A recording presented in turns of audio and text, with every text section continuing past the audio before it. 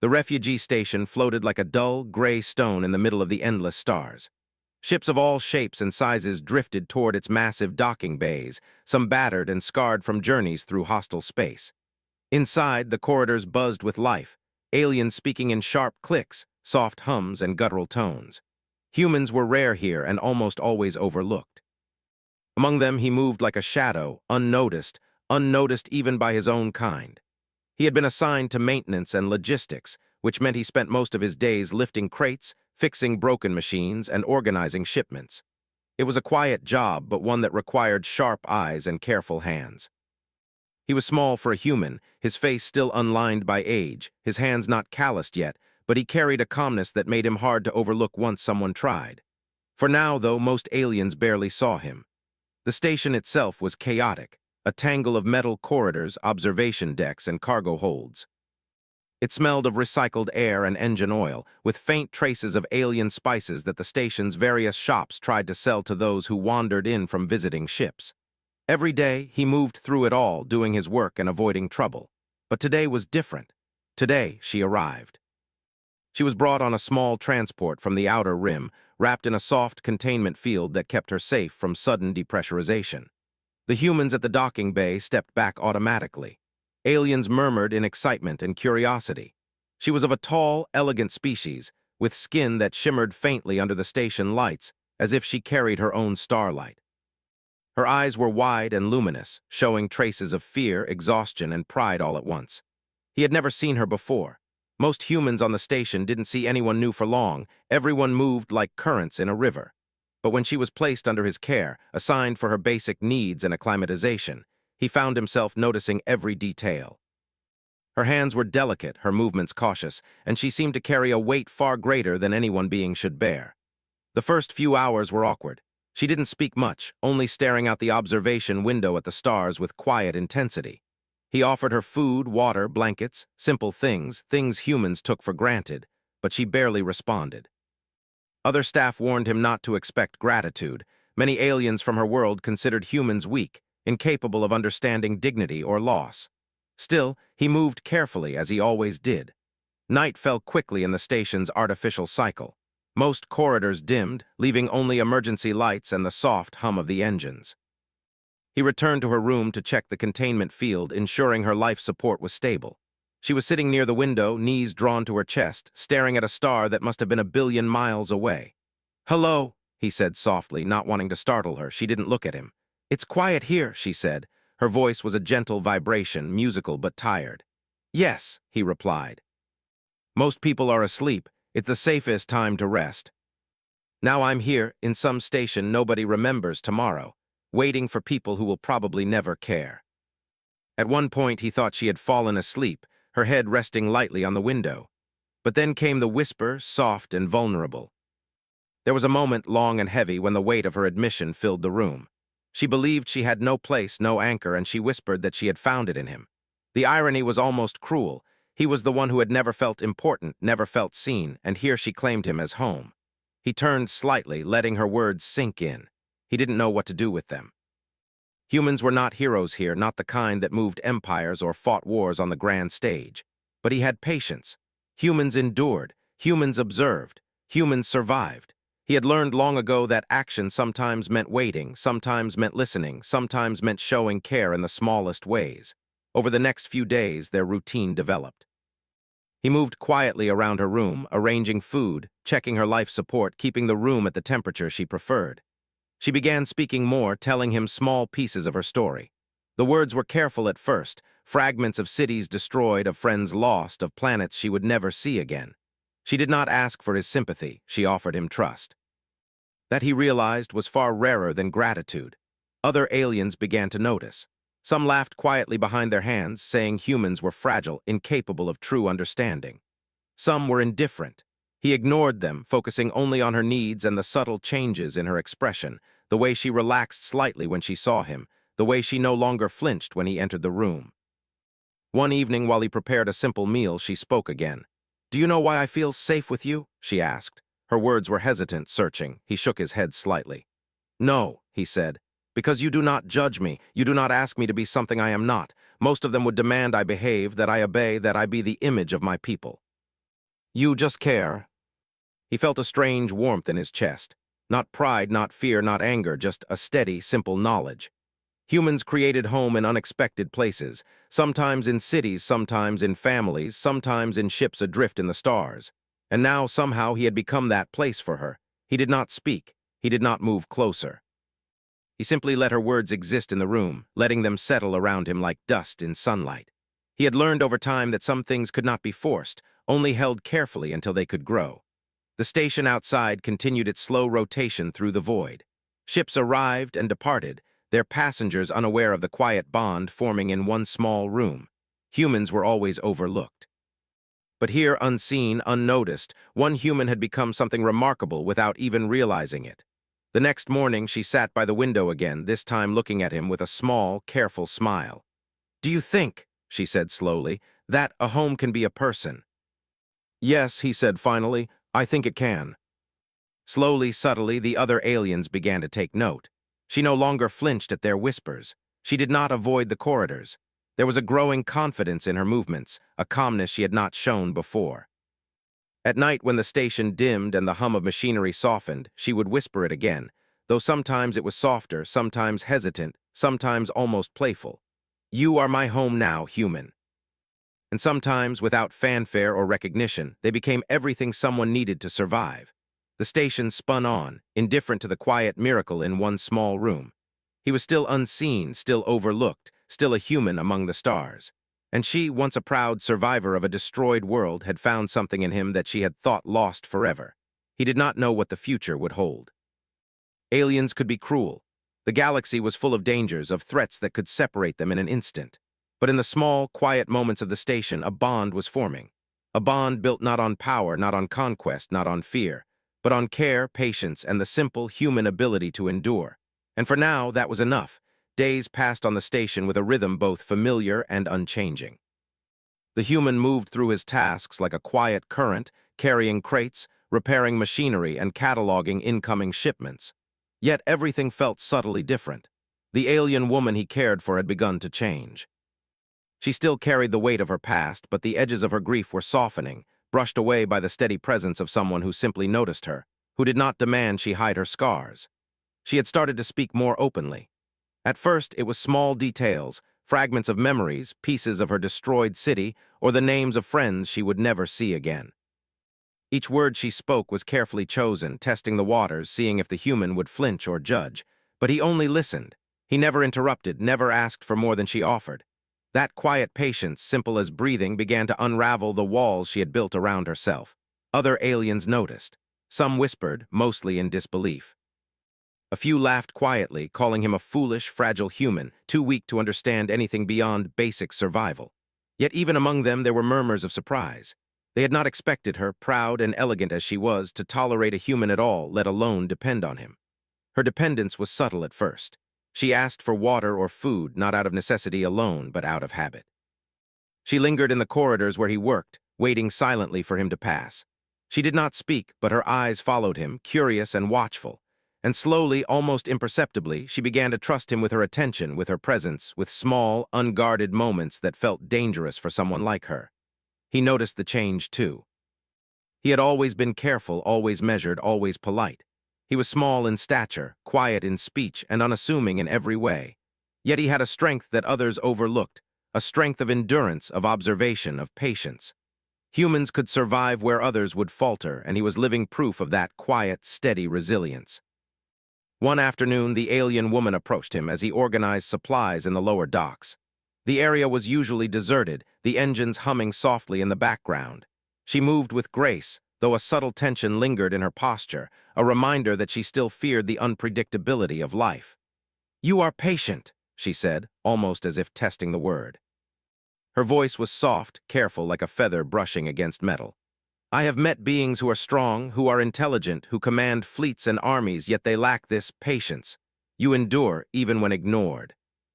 It lets people or situations reveal themselves. Often, listening, staying, and simply being present were enough. That presence was its own kind of power, one that few in the galaxy truly recognized. Over the next several days, they fell into a quiet routine.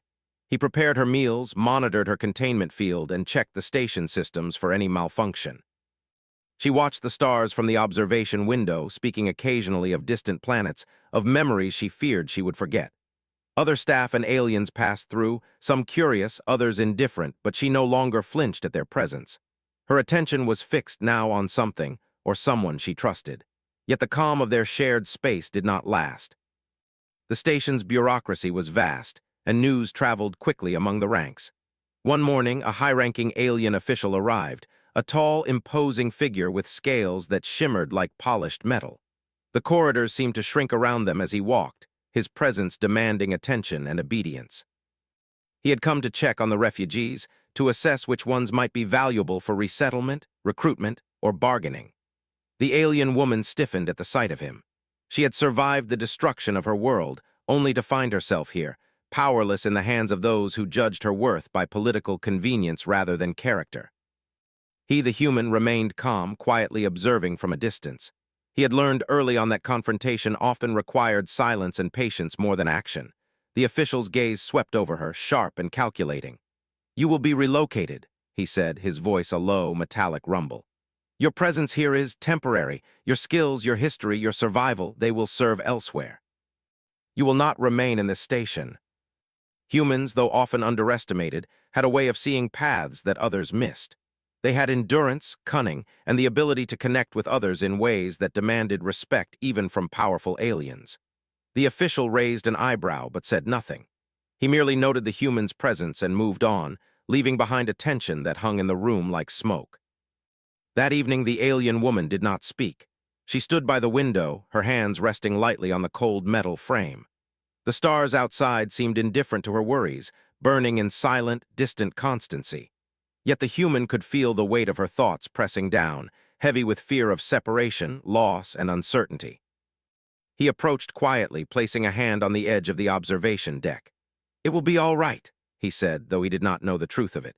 Humans did not always solve every problem, but they endured, and endurance sometimes created solutions that others could not see. She looked at him then, her eyes wide and vulnerable, and for a long moment neither spoke. Finally, she whispered again, almost too soft for him to hear. "You are my home now, human, but what happens if I am taken away?" Instead, he offered presence, patience, and unwavering attention. Those were weapons the galaxy underestimated, but they were powerful all the same. Days stretched into nights. The station's hum became a constant backdrop, and the bond between them grew quietly, almost imperceptibly to anyone who did not pay attention. She began to rely on him not just for survival, but for something deeper, an anchor in a galaxy that had offered her nothing but chaos. She did not understand why she trusted him so completely, why the simple human who seemed so small could feel so enormous in his steadfastness. One evening, she finally spoke of her past. She described a city made of light and crystal, a place where her family had once walked in harmony. She spoke of the destruction, the silence that followed, and the emptiness that stretched afterward. Her voice cracked only once, quickly masked by pride and composure. He listened, saying nothing more than occasional soft words of acknowledgement. Humans did not always need to fix what was broken. Sometimes their greatest power lay in the quiet act of witnessing, of making space for someone to tell their story without fear of judgment. "You understand," she said after a long pause. "Most beings would see me as fragile, lost, unimportant. Yet you see me, you stay, you endure. Sometimes it is our only skill, but it is enough more often than others realize." Later that night, when the station had dimmed and the corridors were silent except for the soft hum of engines, she whispered again, as if speaking to herself, as if testing the truth in the darkness. "You are my home now, human." And in the vast, indifferent galaxy, he had become that for her. Outside the viewport, the stars continued their silent journeys, distant and constant. Inside the room, a quiet bond solidified, invisible to all but the two who shared it. Aliens would continue to doubt the worth of humans, to underestimate their strength, their patience, their quiet heroism. But here, in a small room on a drifting station, a human had become more than what anyone expected. He had become a home. The days ahead promised uncertainty. The alien official's words hung in the air, and the possibility of separation loomed like a shadow. Yet in this small, quiet room, one thing was certain. Humans had a way of enduring, of surviving, of giving stability where others could not. And for now, she had found that stability, that quiet strength in him. The human did not know what the future would bring. He only knew that he would stay. Humans always stayed. And sometimes, staying was the greatest gift of all. The station's corridors were alive with movement and sound, yet the human moved through them with the same quiet confidence he always did. He had learned to notice everything: the flicker of an alien's eye, the subtle tension in a conversation, the hum of engines that were slightly off.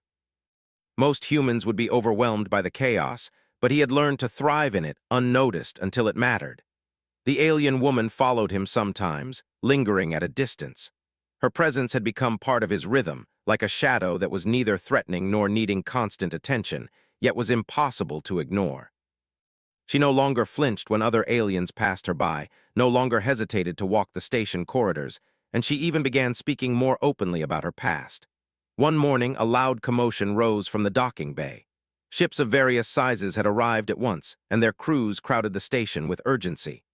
Orders were shouted, messages transmitted, and the air vibrated with tension.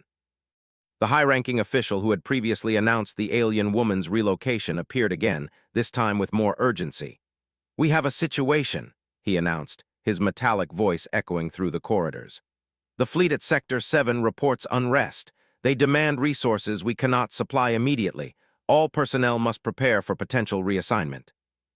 Her eyes, which had softened in recent days, now gleamed with unease. "If they come for me," she whispered to the human as he passed, "I will be taken no matter what we do."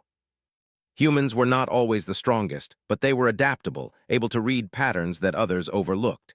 Here, he saw an opportunity to help her in a way the aliens around them could not predict. As the hours passed, the station descended into controlled chaos. Crews from different ships argued over docking rights. Supply bays were crowded with crates and containers, some marked with urgent priority. The human moved efficiently, quietly assisting where he could, all while keeping an eye on the alien woman. She noticed his calmness, even as panic and fear rippled through the station. "How can you remain so calm?" she asked, her voice trembling slightly. "Everything is falling apart." The realization was subtle, almost frightening, for it challenged everything she had believed about humans. By the evening, news spread that her relocation had been expedited due to her species' involvement in a pending conflict. The high-ranking official had issued orders. She would be moved to a secure area until her reassignment was completed. She had no choice but to comply. The human noticed the fear in her eyes but did not panic. Instead, he quietly prepared. Humans were rarely underestimated by those who understood their capabilities, and he intended to show that to the station now. He began speaking to minor officials, leveraging past favors, and reminding them of small details that only someone who truly paid attention could know. Aliens had built systems of power on perception and status. Humans, like him, thrived by observing and acting when others underestimated them. The alien woman noticed these subtle moves but did not understand them fully. She had seen humans as weak, fragile, insignificant in a galaxy of immense power and political cunning. Yet here, her own survival depended on his quiet, unassuming actions. She realized, with a mixture of awe and disbelief, that humans were not so powerless as she had thought. Hours later, she was escorted through the station toward the secure holding area. The corridors were crowded, and guards moved in formations that seemed impossible to bypass. The human followed quietly, speaking softly to station personnel along the way, subtly guiding them, reminding them of priorities and schedules, and ensuring that the path to the holding area remained clear. She glanced at him, a mixture of surprise and tentative hope in her eyes. You are doing this for me?" she whispered, barely audible above the hum of the station. He nodded. "Humans endure," he repeated, "and sometimes endurance means taking action in ways others cannot see until it matters." The guards were organized, the station's schedule adjusted, and she was placed in a secure room, not quite confined, but protected from immediate danger. She turned to him, eyes wide. "You saved me. I don't understand how, but you did. I thought humans were weak, incapable of surviving in the galaxy. But you are stronger than I imagined, not in muscles or weapons, but in ways that matter more." Yet here, in a quiet room on a distant station, he was recognized not for grandeur or power, but for endurance, patience, and observation, qualities that could tip the scales in ways brute strength could not. Over the next few days, their bond deepened further. She began speaking more freely, sharing not only memories of loss but also glimpses of hope and curiosity about the galaxy. She asked him questions about human life, about how they survived, about what gave them courage when faced with uncertainty. He answered carefully, simply, and honestly, for humans' greatest strength was not deception or force, but the ability to endure and to care. Other aliens continued to watch them, some with confusion, some with mild amusement. Few understood the quiet power of a human who paid attention, who acted without demanding recognition, who endured when others faltered. To most, he was still small, overlooked, and unimportant. Yet those who saw closely began to notice the difference, how the alien woman's demeanor softened in his presence, how she relied on him without knowing why, how her eyes no longer reflected fear but tentative trust. One night, as the station dimmed into its artificial night cycle, she approached him quietly. "I don't know why I trust you so completely," she said, voice trembling slightly. "I've been betrayed, abandoned, left alone, and yet I believe you will not leave me. I understand now, you are not like the others. You see things differently, act differently, survive differently. And I need that, I need you. And responsibility is not something humans abandon." Home was patience and care in a universe that too often overlooked what truly mattered.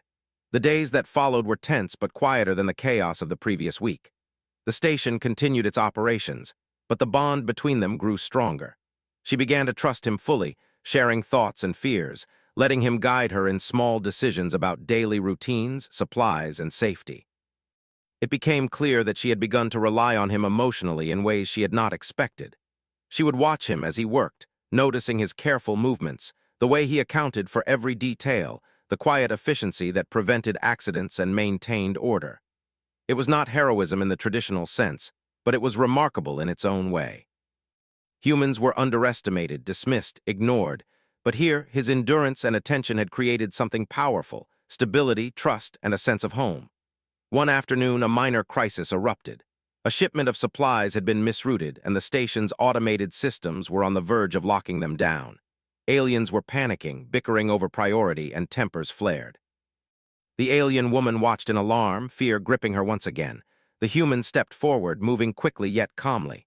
He adjusted the controls, rerouted the shipment manually, and coordinated with the station staff in a series of subtle gestures and words. Within minutes, the crisis was resolved, barely noticed by most, but enough to prevent chaos. She stared at him in disbelief. How did you do that so calmly?"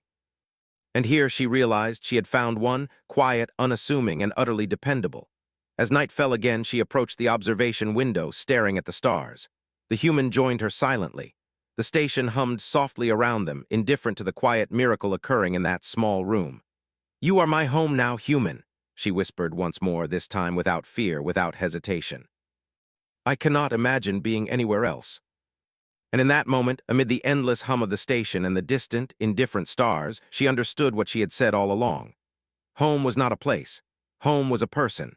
And he, unnoticed by the galaxy at large, had become hers. The station had never felt so tense. Every corridor buzzed with whispers and speculation. News of her species, involvement in a political crisis, had spread like fire through the docking bays and observation decks. Aliens hurried through the halls, speaking in urgent tones that no human could fully understand. Security drones hovered near the ceilings, scanning for any sign of disturbance, while the station's administrative offices were locked in discussions that would decide her fate. The alien woman paced in her secure room, restless and uneasy. Her eyes, once soft and tentative when she looked at the human, now flickered with fear and pride tangled together. She had survived the destruction of her world, yet she now faced the possibility of being torn from the only person she had begun to trust, the human who had become her anchor in a galaxy that often ignored the weak and overlooked the small. He watched her from across the room, calm as ever, quietly observing her every movement. Humans were often underestimated, fragile, weak, incapable of shaping events. But he had learned long ago that endurance, patience, and observation could make a human stronger than armies. He had already shown it once by navigating the chaos of the station during the previous crisis. Now he would have to do it again, perhaps in ways more subtle and clever than before. A message arrived from the high-ranking official who oversaw the refugee relocation program. The tone was formal, yet it carried an unspoken weight. She was to be moved immediately to a secure diplomatic shuttle, which would take her to a neutral world until her reassignment could be finalized. The station's orders were clear. No one could prevent the transfer. The alien woman's shoulders stiffened, and her voice trembled when she spoke. "They will take me no matter what we do. I will be removed from here from you, and I cannot face that." They had a way of noticing things others missed, of finding solutions that seemed invisible until someone acted. And he had patience, something most in the galaxy underestimated. Over the next several hours, he moved quietly through the station. He spoke to minor officials and staff, reminding them of schedules, priorities, and overlooked details that only someone paying close attention could know. He traced shipment logs, pointed out small maintenance oversights, and corrected miscommunications that had built up over time. Each act was subtle, unnoticed by most, but gradually he shaped the environment around them. The alien woman watched, astonished. "You do not use force, weapons, or authority," she said, "and yet you bend this station to your will. How?" The official, arriving to oversee the transfer, was surprised to find the schedules, records, and logistics arranged so precisely that moving her without delay became impossible. The human's subtle manipulations had created a buffer, buying time they both desperately needed. The alien woman exhaled in relief, her pride mingling with awe. I thought humans were weak," she admitted, voice low. "But you are stronger than I imagined. Not in combat, not in politics, but in ways that matter far more. You survive where others fail." She spoke softly of her past, of the ruins of her homeworld, and of the lives she had lost. He listened without interruption, offering only steady attention and subtle gestures of reassurance. It was a simple human skill, yet it carried a profound weight in a universe that often ignored empathy and care. "You are my home now, human," she whispered again, her voice carrying no fear this time, only certainty. "I cannot imagine a life without you." But they endured, they adapted, and they could become anchors for those who had nowhere else to turn. In a galaxy that prized power above all else, this quiet strength often went unnoticed, yet it was enough to change lives. The next day brought new challenges. The station received a delegation from her species, tasked with ensuring she complied with the relocation order. The aliens were formidable, proud, and unyielding. They saw humans as insignificant, fragile, and incapable of influencing outcomes on their scale. The alien woman bristled at their presence, her pride struggling against the vulnerability she had begun to feel around the human. He observed carefully, noting the delegation's routines, the timing of their patrols, and the subtle weaknesses in their protocols. Humans were often underestimated, and this was an opportunity. He spoke quietly to station staff, reminding them of overlooked procedures and ensuring that minor obstacles would prevent hasty action from the delegation. Each small move was invisible to most, yet it created a network of protection around her. She watched him in quiet amazement. "I do not understand how you do this," she said. "You are human, small, and overlooked, and yet you protect me in ways I cannot comprehend." "That is how we survive, and sometimes that is how we save others." During a brief moment of calm, the alien woman approached him. I have never trusted anyone like this," she admitted. "You see me and you stay. Others would use me, command me, or discard me. But you endure, and that is enough to make me believe in something I thought I had lost forever."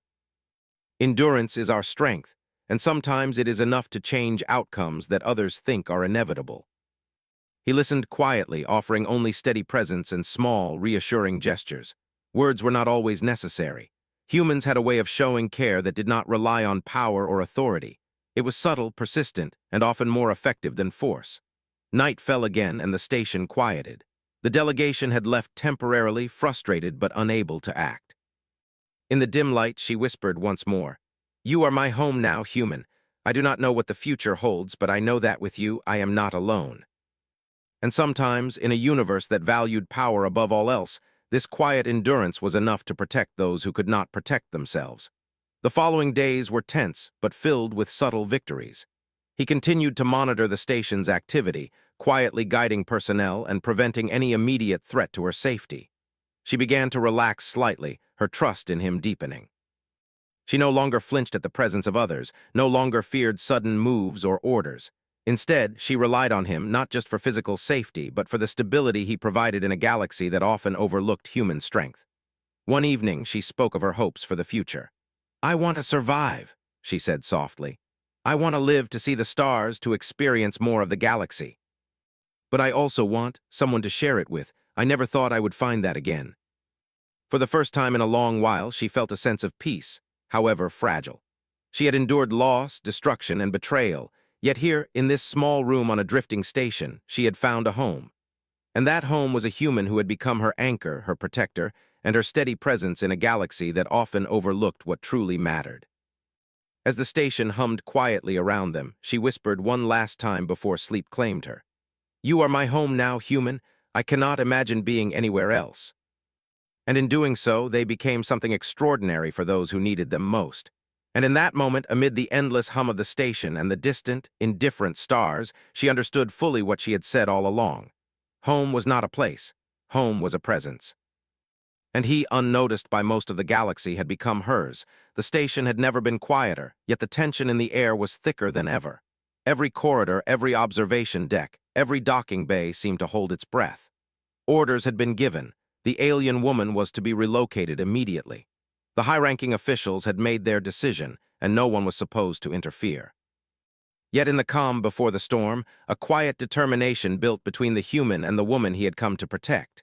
She paced in the secure room, her elegant frame moving with controlled urgency. Her pride, which had once kept her aloof from others, now battled with vulnerability.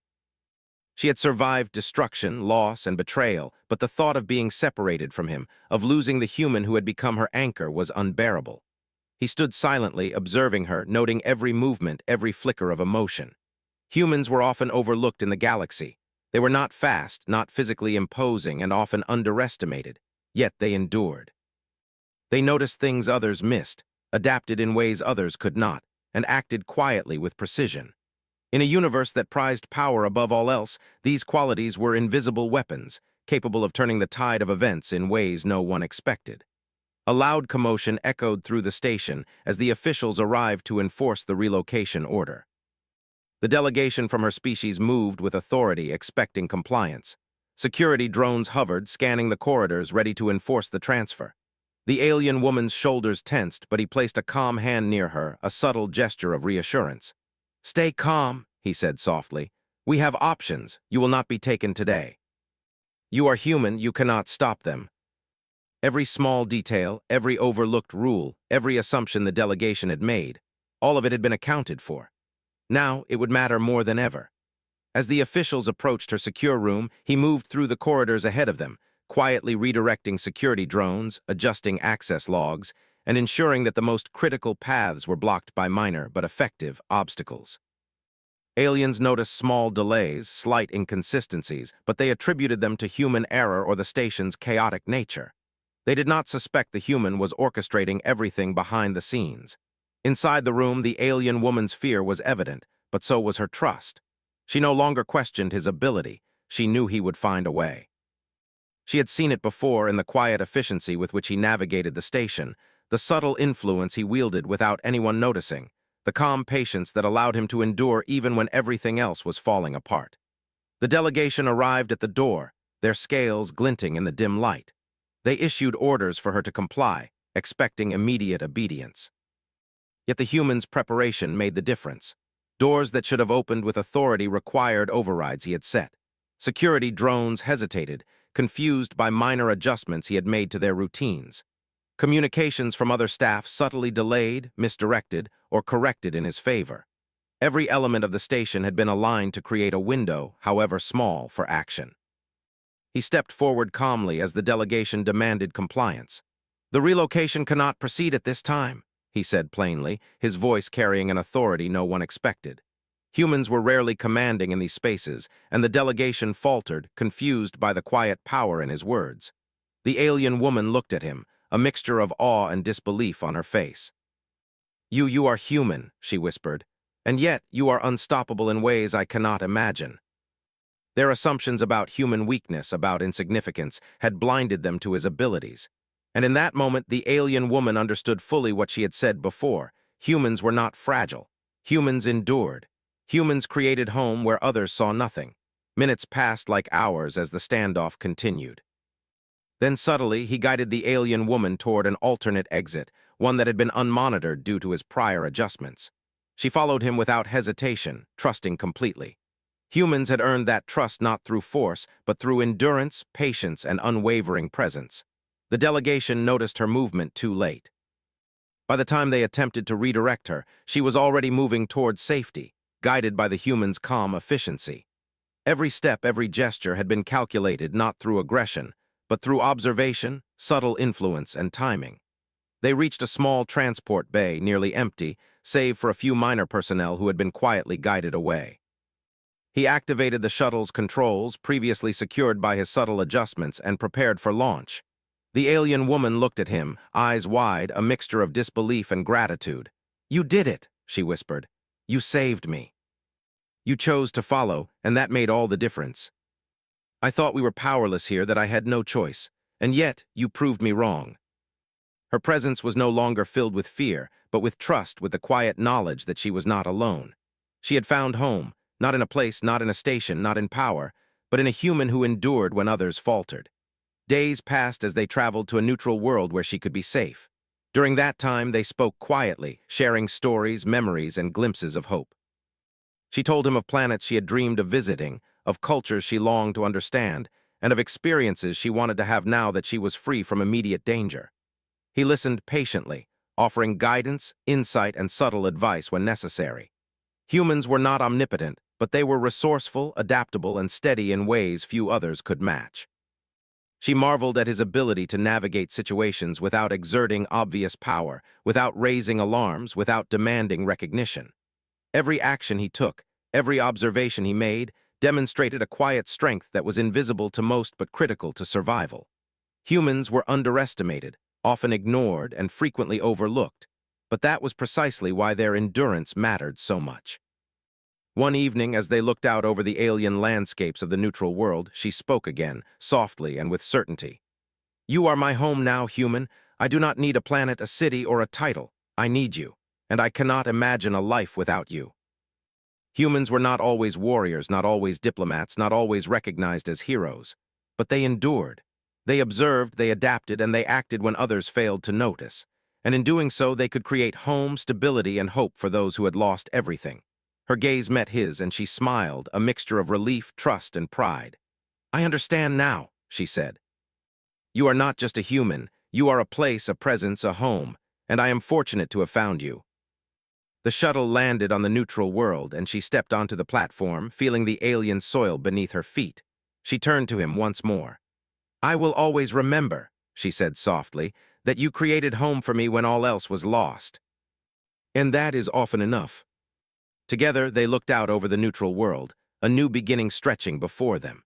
She had survived destruction, chaos, and uncertainty, but she had also discovered something far more important. A human who could endure, who could observe, who could act quietly and wisely, and who had become her home in a galaxy that too often overlooked the power of humanity. And in that realization, she knew the truth of what she had whispered long ago. "You are my home now, human."